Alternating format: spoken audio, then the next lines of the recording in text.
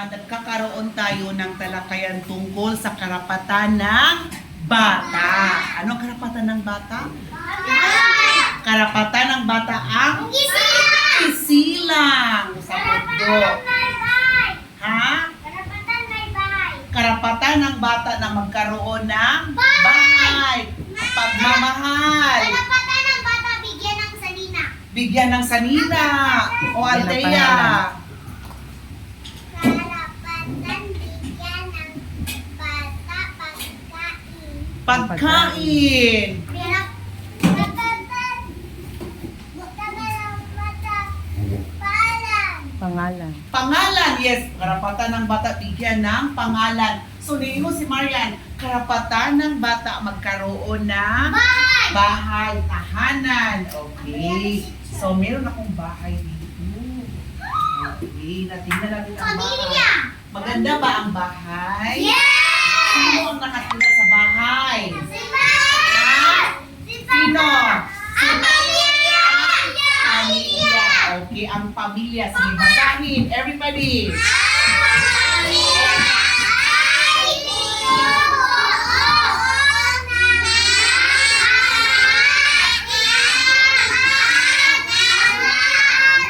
Okay, come here, Althea. Come here, come here.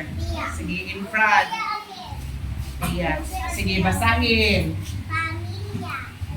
Ang pamilya ay binubuo ng ama, ina, at mga anak. Very good. Clap your hands. Okay. Sabi nito, ang pamilya ay binubuo ng ama.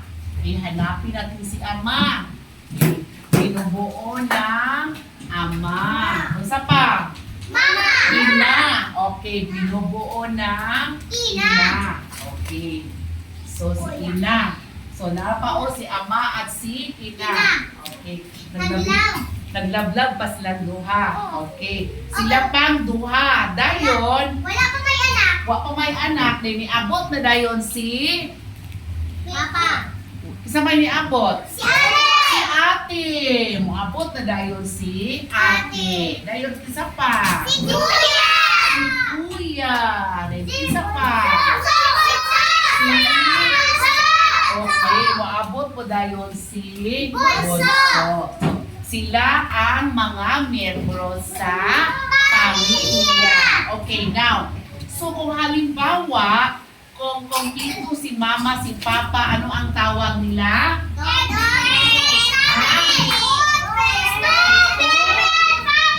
Very good, two-parent family. Kung isa lang, si papa lang. Solo parent family. Kung si mama lang, solo parent family. Clap your hands. Everybody clap your hands. Okay.